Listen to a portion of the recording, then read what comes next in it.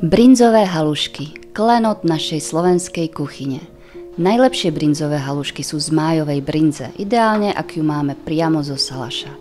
Pri príprave poctivých brinzových halušiek je potrebné dodržať niekoľko pravidiel. Do cesta nepridávame vajce ani vodu. Halušky po uvarení nikdy nepremývame vodou.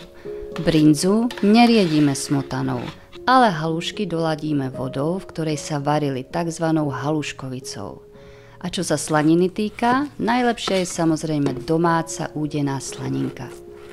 Začneme práve slaninou, pretože vyškvariť ju správne chvíľu trvá. Slaninu nakrájame na malé kocky a na suchej panvici bez tuku vytopíme maličké škvárky. Na začiatku je dobré pridať trochu vody, aby sa rovnomernejšie vyškvarila. Keď začne slanina púšťať tuk, tak ho priebežne odoberáme do misky, aby sa nepripaľoval. Túto masť môžeme použiť do základov iných pokrmov. Hotové škvárky vypneme a dáme bokom. Do väčšieho hrnca dáme variť osolenú vodu a kým zovrie, pripravíme cesto na halušky.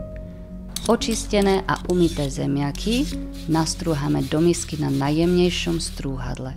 Pridáme trochu soli, polohrubú múku a poriadne premiešame. Veľmi záleží od kvality zemiakov. Ak obsahujú veľa vody a cesto sa zdá byť riedke, zahustíme ho podľa potreby hrubou múkou do požadovanej konzistencie. Cesto by malo byť hustejšie, ale nie príliš. Najbezpečnejší spôsob je zahusťovať postupne a vždy vyskúšať jednu malú halušku uvariť vo vode a ochutnať. Nesmie sa rozpadnúť, musí držať tvar, ale zároveň byť mäkká.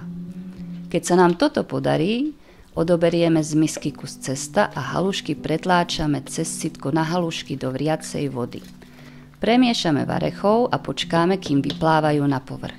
Teplotu znížime a ešte krátko halušky povaríme.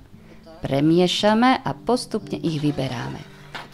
Halušky prekladáme hneď do väčšej, hlbšej nádoby, kde sme rozmrvili čerstvú brinzu. Pridáme haluškovicu, vodu, v ktorej sa halušky varili, čím sa hotová brinzová masa stane jemnejšia. Pri servírovaní dáme na tanier brinzové halušky a posypeme ich slaninkovými škvarkami. Ak nemáte žinčicu alebo acitko, stačí zabíjať pohárom mlieka. Celý recept nájdeš na Bombivánoch.